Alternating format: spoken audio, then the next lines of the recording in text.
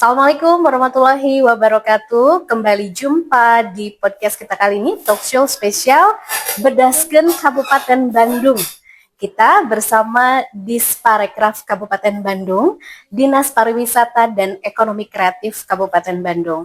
Sudah hadir bersama kami di sini Kepala Dinas Pariwisata dan Ekonomi Kreatif Kabupaten Bandung, Pak Wawan Ahmad Ridwan, SSTP MSI.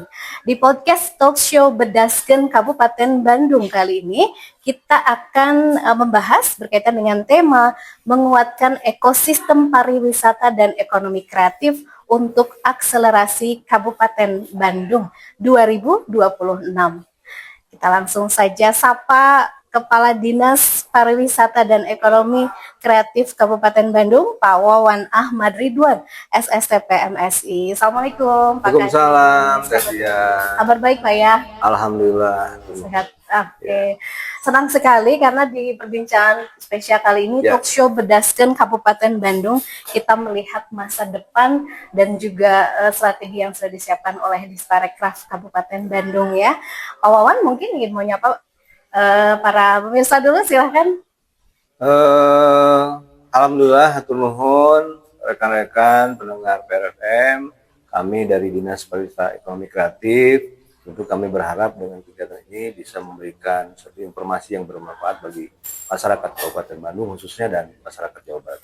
Oke, kita awali Pak dari perbincangan pertama. Kita ingin melihat dulu bagaimana mungkin Bapak melihat kondisi ekosistem pariwisata dan ekonomi kreatif di Kabupaten Bandung khususnya Pak. Ya, khusus untuk pariwisata, Kabupaten Bandung ini merupakan salah satu kabupaten yang ada di Jawa Barat dari 27 kota kabupaten yang salah satu tujuan destinasi wisata di Jawa Barat. Tentu ini memberikan sesuatu tantangan bagi kami, bagaimana kegiatan pariwisata dan ekonomi kreatif ini harus lebih maju dan lebih berkembang dan lebih bermanfaat bagi masyarakat. Apa yang menjadi visi besar? Tentu sudah disiapkan untuk menyongsong tahun 2026.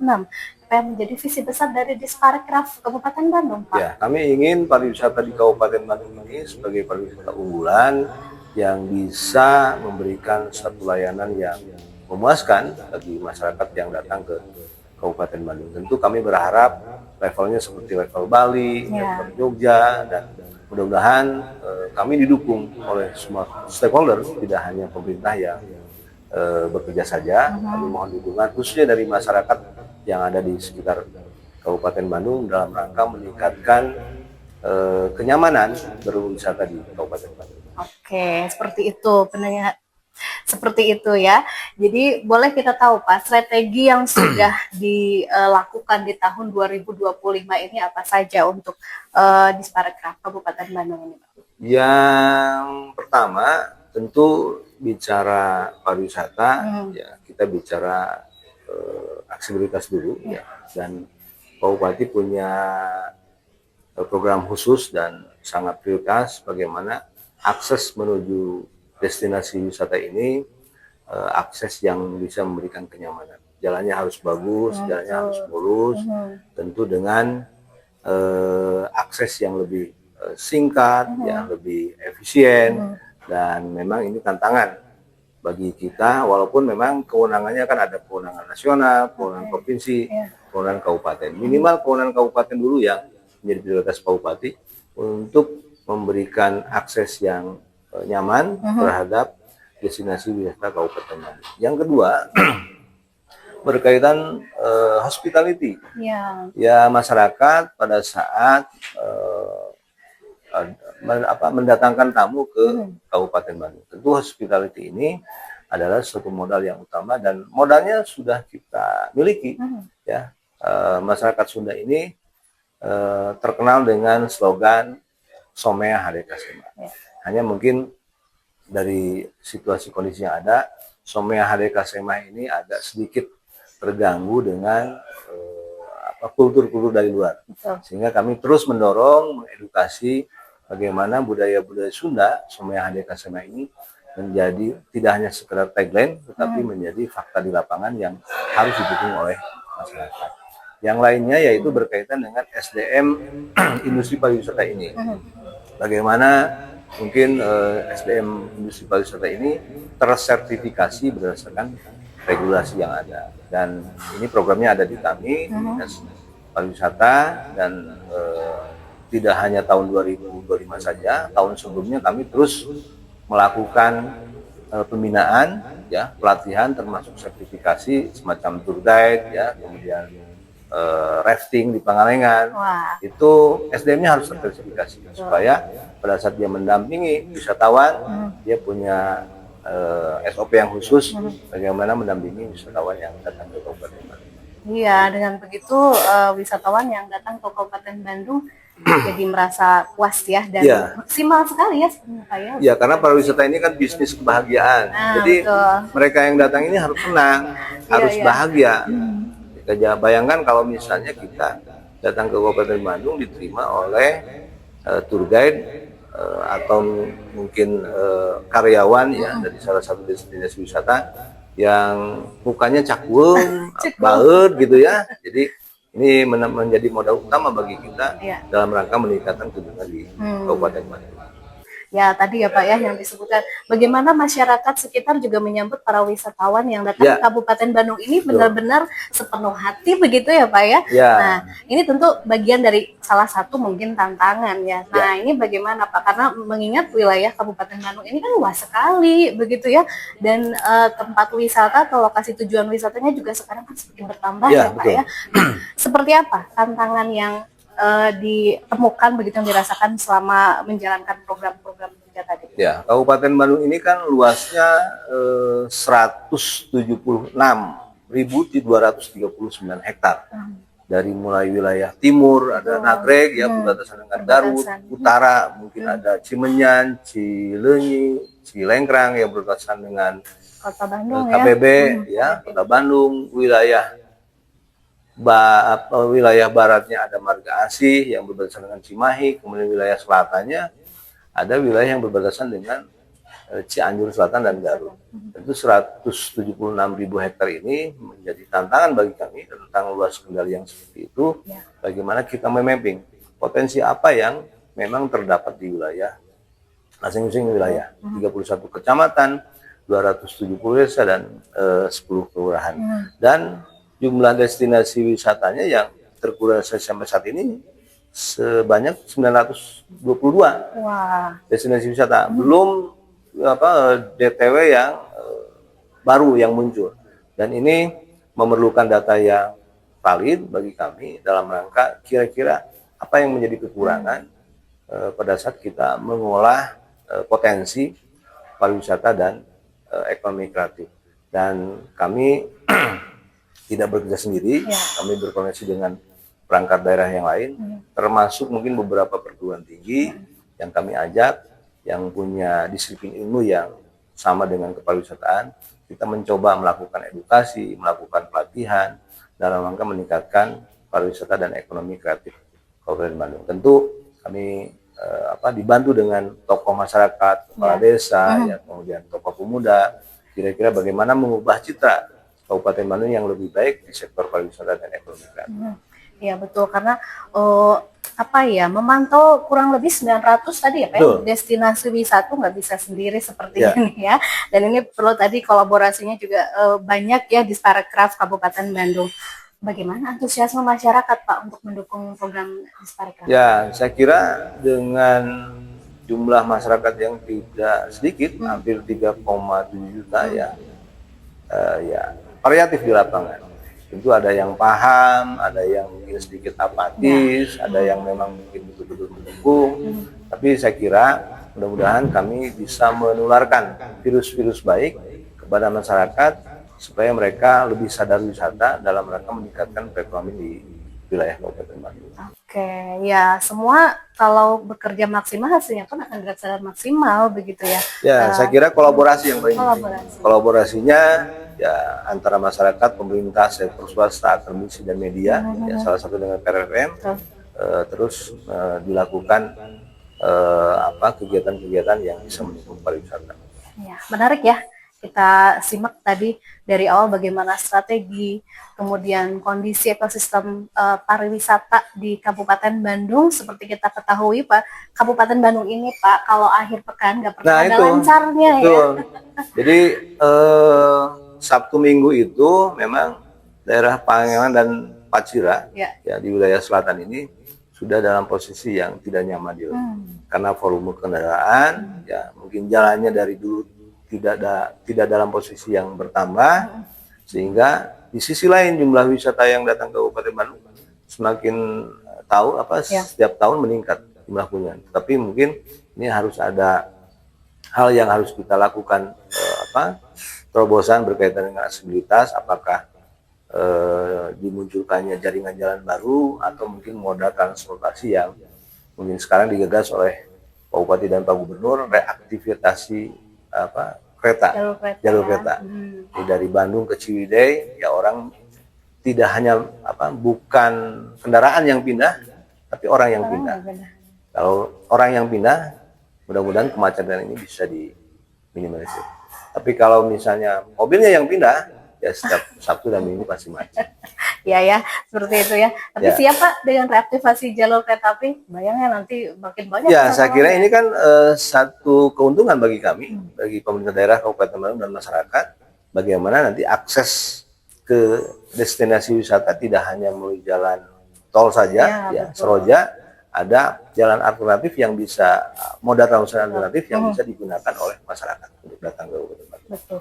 Untuk menguatkan ekosistem pariwisata di Kabupaten Bandung tidak hanya di bidang infrastruktur ya Pak tentunya ya, dan lainnya juga. Ini jadi bagaimana kunjungan wisatawan ini juga bisa menghidupkan perekonomian masyarakat Kabupaten Bandung khususnya.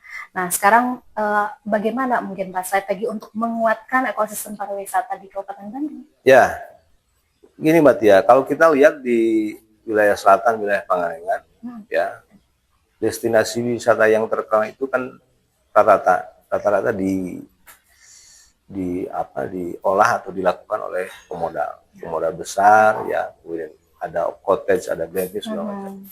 Nah kami tidak ingin masyarakat kami hanya jadi penonton saja. Oleh karena itu kami menggagas program desa wisata yang dilakukan oleh desa dalam rangka melakukan kegiatan di sektor wisata. Tentu kami berharap dengan adanya desa wisata ini, masyarakat Kabupaten Bandung tidak hanya jadi penonton saja, bisa jadi subjek untuk mendapatkan keuntungan dari wisatawan yang datang ke Kabupaten Bandung. Walaupun kita tidak bisa, kita mungkin harus melakukan kreasi yang lebih inovatif, bagaimana segmen masyarakat yang datang ke Kabupaten Bandung itu mungkin tidak hanya datang ke salah satu destinasi wisata, desa wisata pun juga punya unggulan, di mana mereka bisa menampilkan potensi budaya, potensi alam, potensi kearifan lokal yang bisa diakses oleh wisatawan yang datang. Jadi pilihannya banyak. Ada yang orang suka tidur di hotel, mungkin banyak juga, tapi ada orang yang mencari budaya lokal yang bisa memberikan pengalaman yang unik ya pada saat dia datang ke desa wisata. Betul ya. Kabupaten Bandung punya desa wisata. Nanti kita gali desa wisata ya. Dan kali ini kita masih dalam perbincangan talk show Bedaskeun Kabupaten Bandung bersama Dinas Pariwisata dan Ekonomi Kreatif Kabupaten Bandung bersama Kepala Dinas Pariwisata dan Ekonomi Kreatif Kabupaten Bandung, Pak Wawan Ahmad Ridwan STP MSI. Kita lanjut lagi Pak ya, ini masih bicara soal aspek ekonomi kreatif. Untuk menguatkan itu tidak cukup hanya dengan tadi ya Pak, mungkin infrastruktur yang mendukung, bagaimana kolaborasi masyarakat juga, bagaimana pemerintah menghubungkan para pelaku kreatif juga Pak ya dengan pusat pembiayaan dan juga teknologi, seperti apa Pak? Ya, kita bicara data dulu. Jadi ekonomi kreatif ini ada 17 sektor ekonomi kreatif yang jenis dan ragamnya beririsan dengan UMKM. Jadi UMKM ini ada sekitar 190.000 sekian ya. Setelah kita kurasi, ekonomi kreatifnya ada 11.000 900 sekian. Jadi bayangkan kalau kita punya potensi ekonomi kreatif yang 11.000 ini, bagaimana kita mengolah ekonomi kreatif ini menjadi naik level. Ya. Levelnya tidak hanya lokal saja, levelnya harus go public. Artinya, memang kami punya tugas bagaimana meningkatkan kapasitas, kualitas SDM pelaku ekonomi kreatif yang ada di Kabupaten Bandung. Sama mungkin treatmentnya, ada pelatihan, ada kegiatan sosialisasi, dan setelah mereka diberikan pelatihan dan sosialisasi, ada yang namanya sertifikasi dan pemberian haki. Sertifikasi ini diberikan kepada orangnya, pelakunya. Jadi sertifikasi di bidang misalnya barista, ya, sertifikasi di bidang juru masak, chef. Ya, kalau haki itu kepada mereknya, brandingnya. Jadi mudah-mudahan dengan adanya dua kegiatan ini, ya, nilai tambahnya semakin meningkat dan secara legal formal mereka akan terlindungi pada saat merek dagang mereka sudah dipublish, sudah dilakukan transaksi jual beli, dan nilai tambahnya akan semakin meningkat. Itu salah satu program yang kami lakukan selama ini. Ya, tuh difasilitasi juga sama pemerintah, sudah pasti ya. Ada inovasi mungkin Pak yang disiapkan untuk akselerasi nanti 2026? Ya, tentu akselerasi ini yang akan kami lakukan adalah semacam mempertemukan antara seller dan buyer. Dan kami nanti mungkin minta bantuan terhadap perguruan tinggi atau akademisi yang sudah melakukan kerjasama dengan kami, atau termasuk mungkin pemodal-pemodal yang bisa menjadi bapak angkat dari mereka untuk memberikan nilai tambah terhadap penjualan pelaku ekonomi kreatif yang ada di Kabupaten. Tuh ya, pemerintah udah bergerak cepat nih, disiapkan untuk 2026 nanti. Masyarakat itu sudah lebih siap atau belum nih? Tapi kalau dilihat dari secara keseluruhan begitu Pak ya tadi, apa yang jadi indikator keberhasilan semua itu Pak? Pertama, dari sisi makin banyaknya pelaku ekonomi kreatif yang ada di Kabupaten Bandung. Bayangkan pasca COVID ini, dari mulai 2.000, 4.000, sekarang sudah 11.000 pelaku ekonomi kreatif. Artinya, ini menciptakan wirausaha baru di Kabupaten Bandung. Dan rata-rata anak muda, anak muda yang bergerak di bidang ekonomi kreatif. Yang kedua, nilai jualnya bertambah. Nilai jualnya meningkat dari mungkin hanya menjual di tingkat lokal, mereka sudah bisa menjual ke luar. Ada yang ekonomi kreatif yang malahan sudah produksi untuk kegiatan ekspor. Jadi artinya semakin hari semakin bertambah, baik dari sisi kualitas maupun kuantitas. Dan mudah-mudahan ini juga diikuti oleh masyarakat Kabupaten Bandung yang punya potensi, punya kemampuan, dan punya kemauan untuk menciptakan wirausaha baru di bidang ekonomi kreatif. Menarik ya, 2 sesi sudah kita dengarkan, mulai dari bagaimana program yang disiapkan, kemudian kolaborasi, bahkan juga program inovasi yang disiapkan untuk di tahun 2026 untuk akselerasi parekraf di Kabupaten Bandung. Ingin tahu lebih lengkap lagi, lebih lanjut seperti apa yang disiapkan?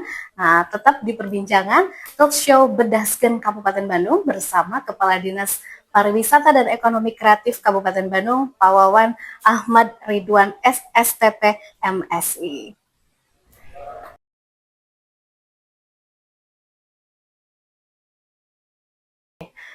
Hayu ulin ke Kabupaten Bandung. Kita lanjutkan perbincangannya. Kalau tadi kita sudah dengarkan strategi, program, kolaborasi, dukungan pemerintah untuk masyarakat, dan juga akselerasi di Kabupaten Bandung 2026. Sekarang kita tanya bagaimana persiapan libur akhir tahun. Libur tahun baru ya, dan akhir tahun. Nah, ini ya, yang sudah paling dipersiapkan sepertinya, dan Kabupaten Bandung ini harus siap-siap ini ya, menyambut kedatangan wisatawan dari berbagai daerah. Bagaimana Pak Kadis? Rencananya, titik mana saja yang selalu jadi sorotan? Ya, sebetulnya kan ini hal yang tidak asing bagi kita semua. Akhir tahun pasti wilayah kami akan banyak ditanyakan oleh wisatawan. Di sisi lain, akhir tahun ini di bulan Desember ini cuaca yang dalam posisi yang sedang curah hujan tinggi. Artinya karena kami didominasi oleh wisata alam, tentu kami harus memberikan informasi, khususnya kewaspadaan bagi wisatawan yang datang ke Kabupaten Bandung, khususnya di wilayah Pacira dan Pangalengan. Dan tidak hanya itu, kami terus melakukan koordinasi, komunikasi dengan pelaku usaha wisata. Jadi jangan sampai ada kondisi-kondisi yang tidak terinformasikan. Dan ini kan informasinya sangat mudah. Kami mendapatkan informasi dari BPBD, kira-kira curah hujannya per tanggal seperti apa, tanggal ini kira-kira curahnya seperti apa, wilayah mana saja yang akan berdampak, dan mitigasi bencananya sudah terinformasikan oleh BPBD. Tinggal bagaimana kita melakukan antisipasi yang sifatnya cepat pada saat situasi itu terjadi. Saya kira lintas sektoral dari mulai tingkat desa, kecamatan, dan Kabupaten Bandung melalui BPBD kami sudah melakukan koordinasi. Dan mungkin mudah-mudahan wisatawan yang datang ke Kabupaten Bandung pun juga tidak memaksakan pada saat datang ke suatu wilayah karena view-nya bagus, alamnya bagus, tapi cuacanya tidak mendukung, lebih baik ditunda saja. Dan ini menjadi keselamatan jiwa, menjadi prioritas utama bagi kami. Iya betul ya, di tengah cuaca hujan intensitas tinggi seperti ini semua harus dipersiapkan bagaimana supaya wisatawan tetap nyaman, dan juga ini keselamatan yang diutamakan ya Pak ya. Oke, yang sudah dipersiapkan apa saja nih Pak, mungkin di lapangan sejauh ini Pak? Yang pertama, posko-posko dari BPBD termasuk kecamatan itu sudah terinformasikan. Ada titik-titik tertentu yang menjadi perhatian dari pemerintah daerah pada saat terjadi rawan bencana. Dan untuk antisipasi awal ya komponen-komponen perangkat daerah tingkat wilayah seperti puskesmas, kemudian layanan-layanan kesehatan yang bisa langsung diakses pada saat terjadi sesuatu, itu sudah terkoneksikan dengan baik, baik oleh pihak desa dan pihak kecamatan. Ya, jadi sudah siap sekali ya, sudah matang sekali, mengingat wilayah banyak titik wilayah rawan juga sebetulnya Pak ya di Kabupaten Bandung ya Pak. Ya, kita punya bencana itu punya apa ya? Bukan punya bencana yang selalu muncul di Kabupaten Bandung itu adalah banjir, longsor, ya, puting beliung, ya, kecuali tsunami nggak ada, karena kita nggak punya laut. Iya Pak. Iya ya. Nah seperti itu ketika Anda sudah berencana berwisata atau menghabiskan waktu libur akhir tahun di Kabupaten Bandung, sebenarnya udah banyak sekali. Pak, berapa ada pertambahan mungkin dari destinasi wisata sampai dari tahun lalu ke 2025? Untuk sementara karena memang regulasinya sekarang sedang dalam posisi yang akan dilakukan evaluasi. Untuk penambahan destinasi wisata, kita lakukan evaluasi terhadap kondisi yang ada. Jadi jangan sampai di sisi lain DTW-nya makin banyak, tetapi kelestarian alamnya sedikit terganggu. Nah ini yang tidak diharapkan oleh kami. Kami mengarahkan lokasi-lokasi wisata yang memang sesuai dengan regulasi yang ada. Jadi Pak Bupati kemarin menekankan bahwa tolong untuk pelaku usaha wisata yang bermunculan di Kabupaten Bandung untuk menempuh regulasi dan aturannya. Jadi tidak sembarang mencari keuntungan, mencari cuan, ya, tapi di sisi lain regulasinya dilanggar. Iya. Pak Kadis boleh sedikit cerita apa sih yang persoalan yang sering ditemukan dalam kegiatan pariwisata sejauh ini, Pak? Yang pertama saya kira adalah kaitan dengan tentang masalah hospitality ya di masyarakat, masalah keamanan, masalah ketertiban. Jadi ada oknum-oknum masyarakat yang memanfaatkan situasi untuk kepentingan pribadi. Misalnya menaikkan harga Indomie awalnya meren 5.000 karena pengunjung banyak jadi 10.000. Nah itu yang menjadi kendala. Kemudian parkir liar atau pungli yang terus kita lakukan edukasi dengan masyarakat. Jadi jangan sampai masyarakat yang datang ke Kabupaten Bandung ini kapok gara-gara ada dua hal tadi. Yang kedua yaitu berkaitan dengan kebersihan.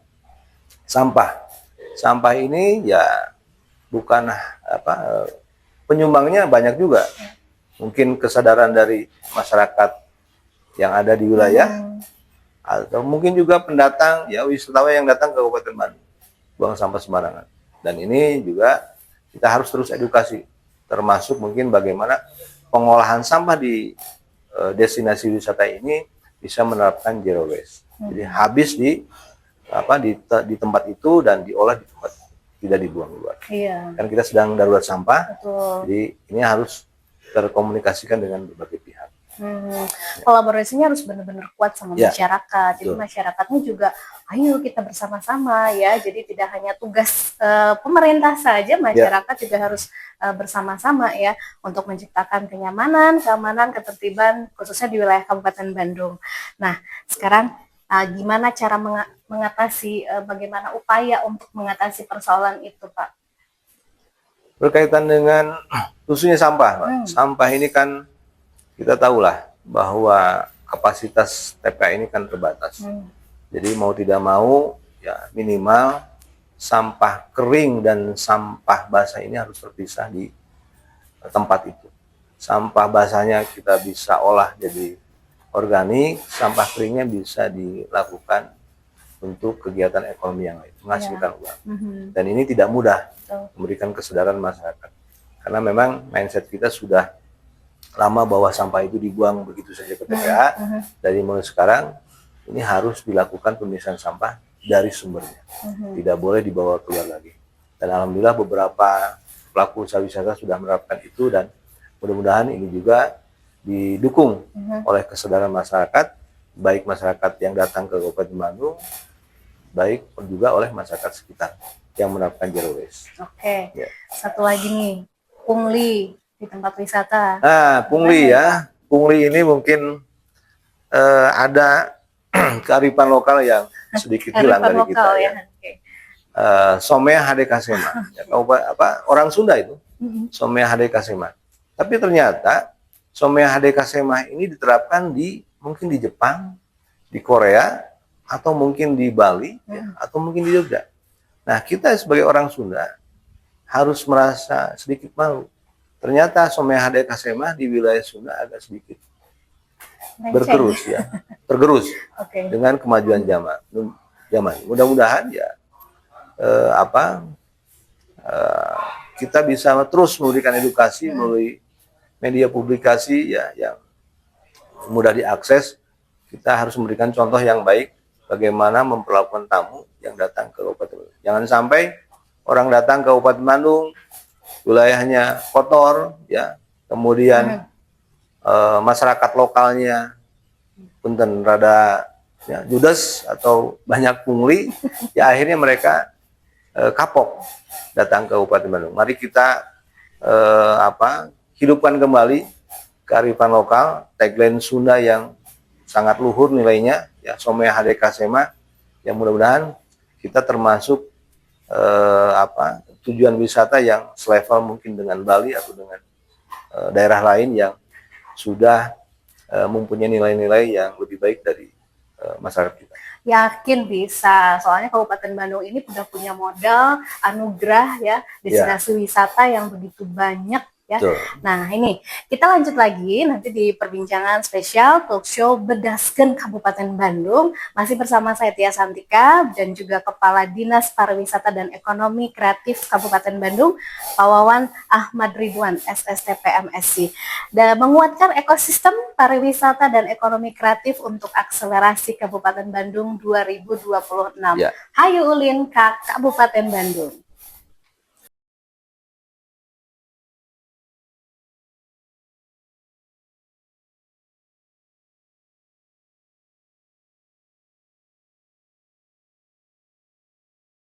Hayu ulin ka Kabupaten Bandung.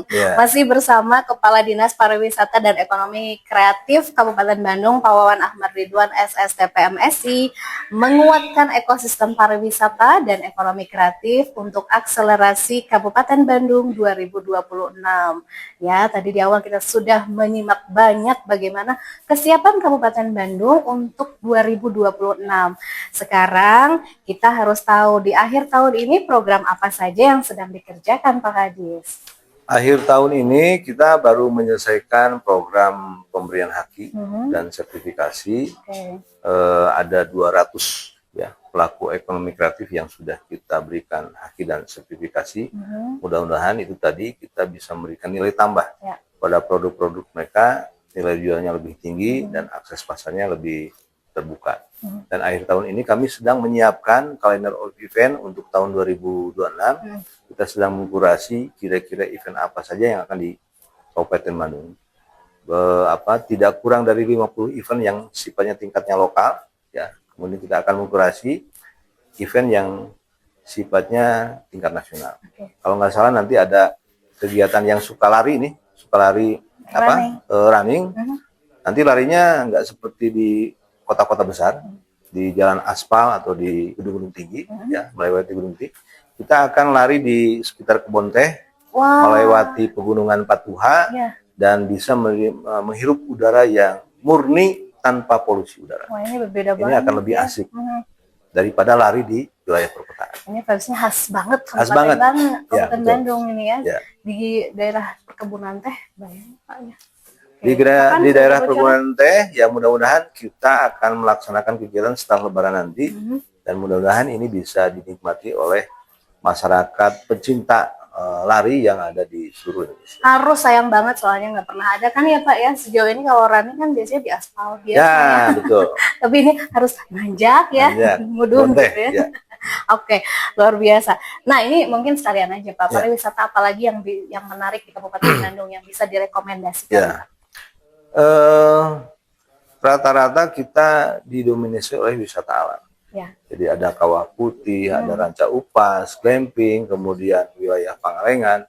Nah, kita sedang mengembangkan, terus mengembangkan ya, yang sudah berjalan, yaitu berkaitan dengan desa wisata. Desa wisata tidak hanya menikmati alam saja, tetapi di situ ada kearifan lokal yang kita munculkan. Bagi Gen Z yang lahirnya di 90-an mungkin tidak tahu apa yang namanya Ngawaluku. Ya. Ngawaluku itu namanya apa ya Pak?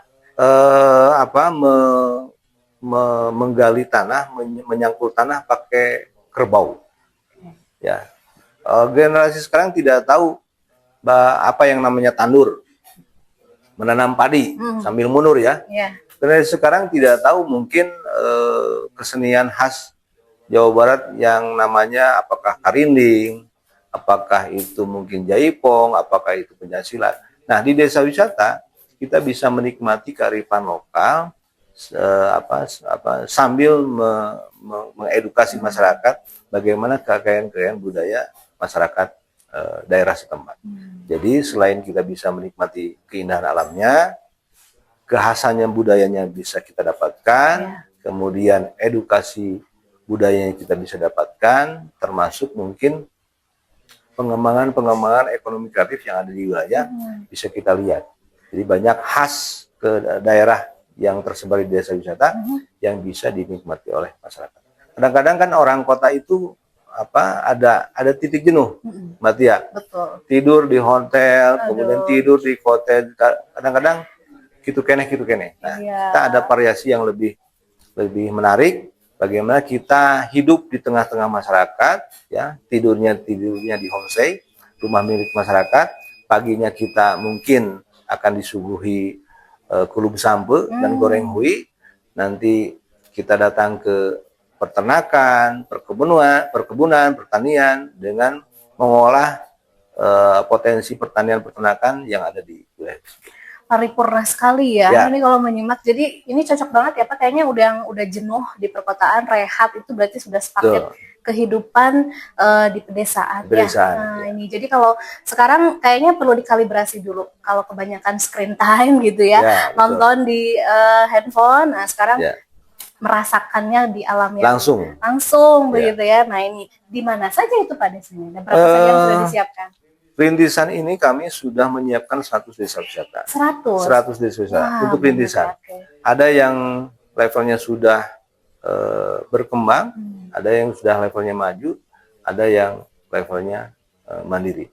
Tinggal nanti masyarakat atau rekan-rekan yang berminat tinggal cari saja di platform media sosial yang ada, kira-kira desa mana yang akan dituju, karena setiap desa berbeda potensinya. Ya.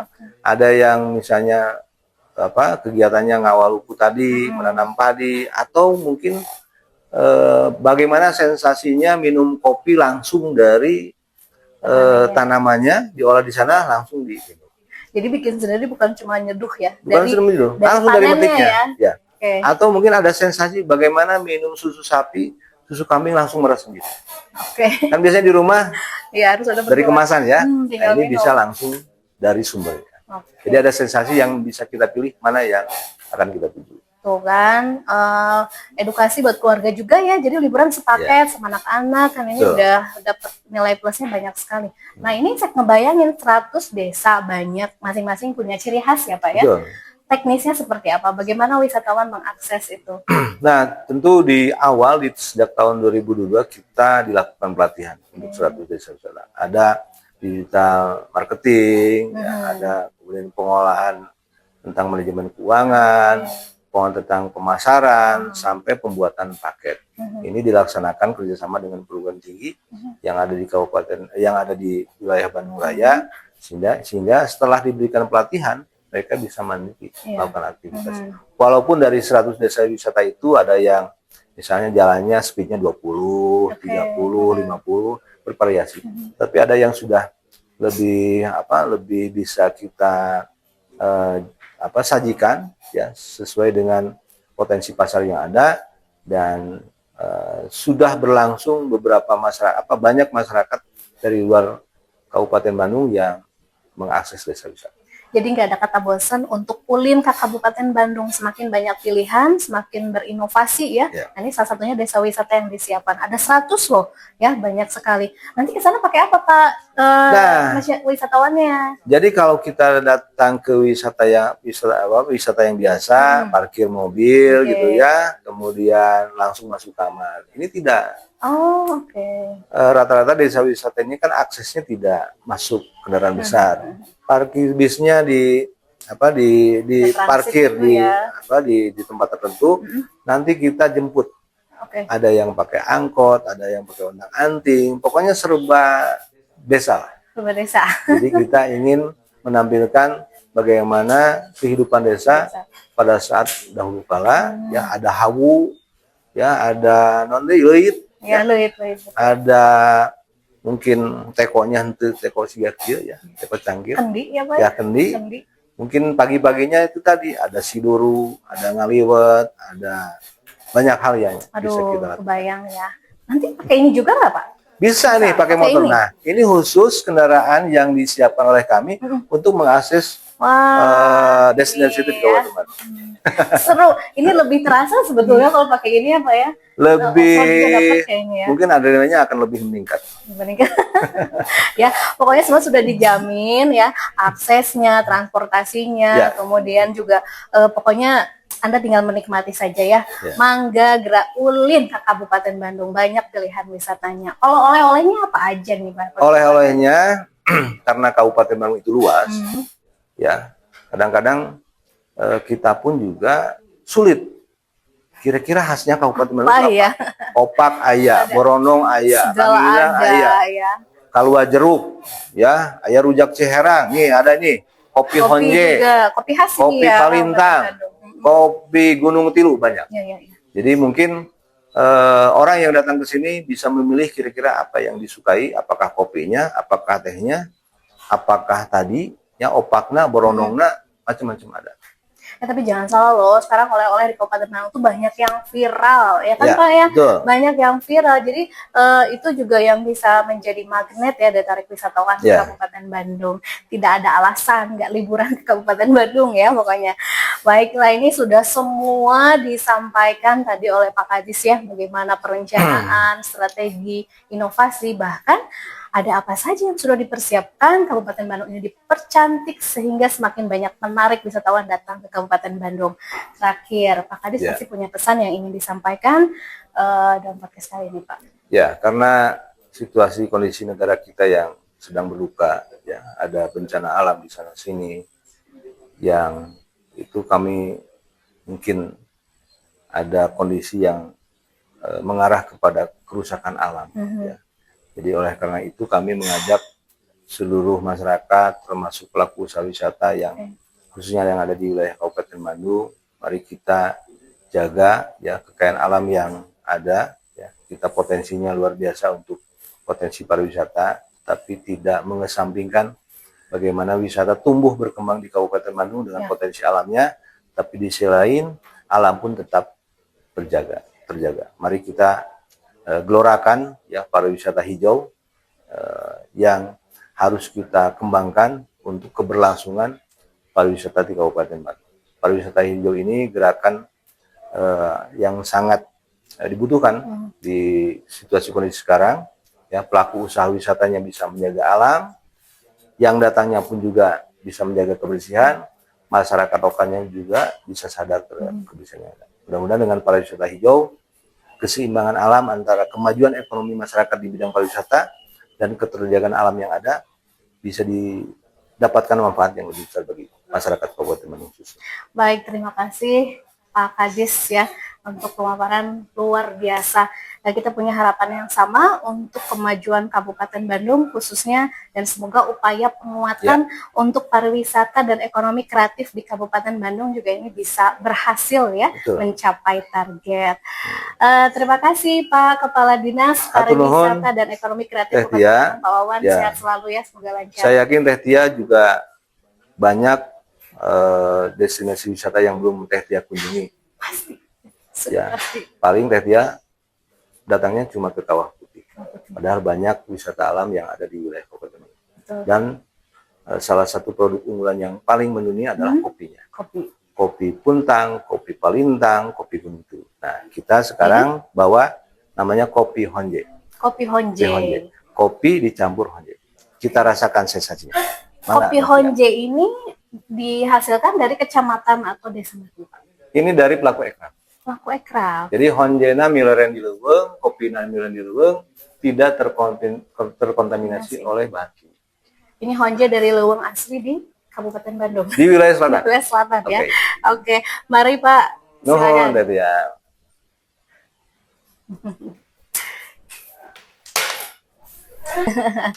Ya, demikian perbincangan dalam talk show Bedaskeun Kabupaten Bandung bersama Dinas Pariwisata dan Ekonomi Kreatif Kabupaten Bandung bersama Kepala Dinas Pariwisata dan Ekonomi Kreatif Kabupaten Bandung, Pak Wawan Ahmad Ridwan, SSFP MSI, menguatkan ekosistem pariwisata dan ekonomi kreatif untuk akselerasi Kabupaten Bandung. Jangan lupa, hayu ulin ka Kabupaten Bandung.